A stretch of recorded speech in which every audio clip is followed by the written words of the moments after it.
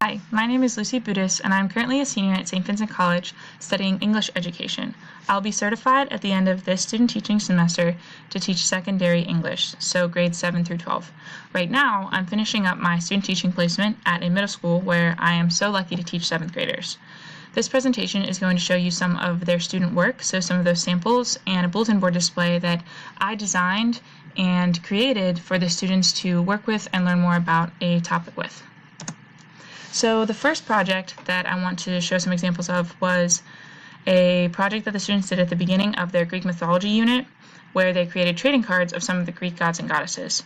So they had the option of choosing several of the gods or goddesses and creating some type of visual, as you see on these cards, writing the god or goddess's name out, putting that visual on the front, and on the back of the card, they put information about that Greek god or goddess, such as that Greek god or goddess's symbol, their special skill or ability, and some of their relationships with the other Greek gods and goddesses. And this was just a really great way to introduce them into the unit. Another project that the students did with Greek mythology were the Arachne Posters. This was a story of Arachne. She was a character in Greek mythology that the students read about.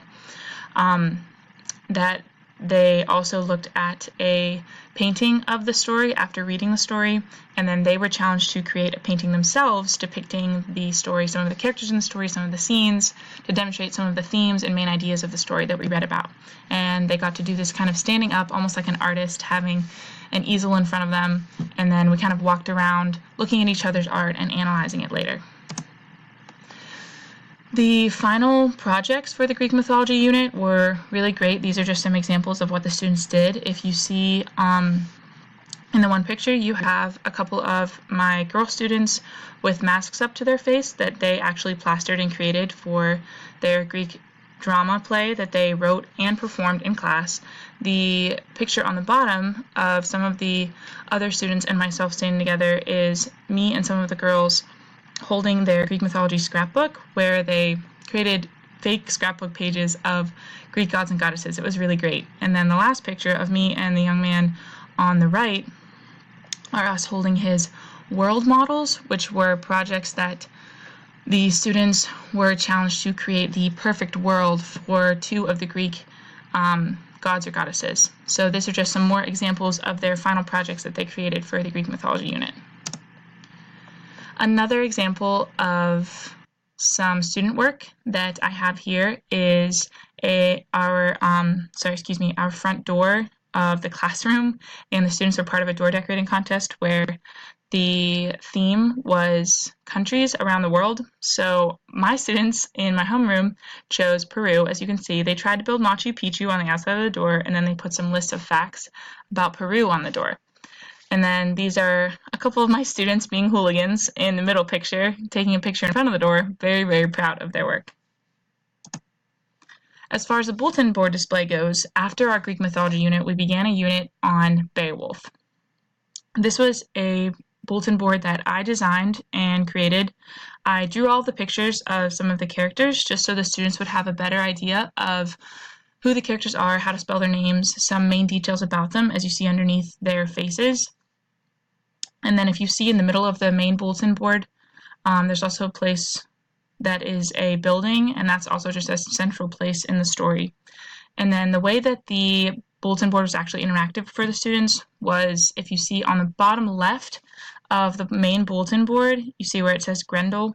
Underneath that, there is a piece of student work that one of the students drew that depicted Grendel. He's a big, scary monster in the story, and we discussed imagery in the story and how the way he is described appeals to our senses, and the author does a really great job of describing him in a very intense and descriptive way. So the students were challenged to draw that in a picture, and then each day I would change the drawing of the Grendel that the students created. So even though the students weren't necessarily interacting with the bulletin board themselves, because they're in 7th grade, this was a better way just to have not only the bulletin board changing every day, to have them interested in the information, but to have a chance for them to display their work that they'd created in class.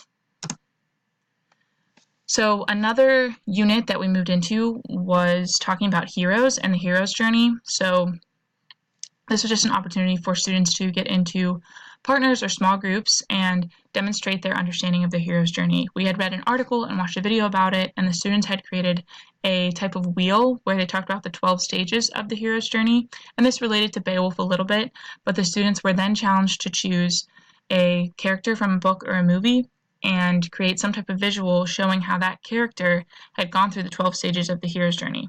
So in one of the examples, you see Beauty and the Beast. So the central character from that movie is Belle, and they talk about how she went through the 12 stages. Another one is Violet, who's one of the main characters from the Incredibles movies, another Disney movie. And then on the bottom picture, you notice that these are all of their posters hanging up on the wall at once. So again, another opportunity for them to display their work in class and to demonstrate their understanding of the topic of the hero's journey by also analyzing a character from a movie or a book that goes through that hero's journey. Thank you so much for watching my video.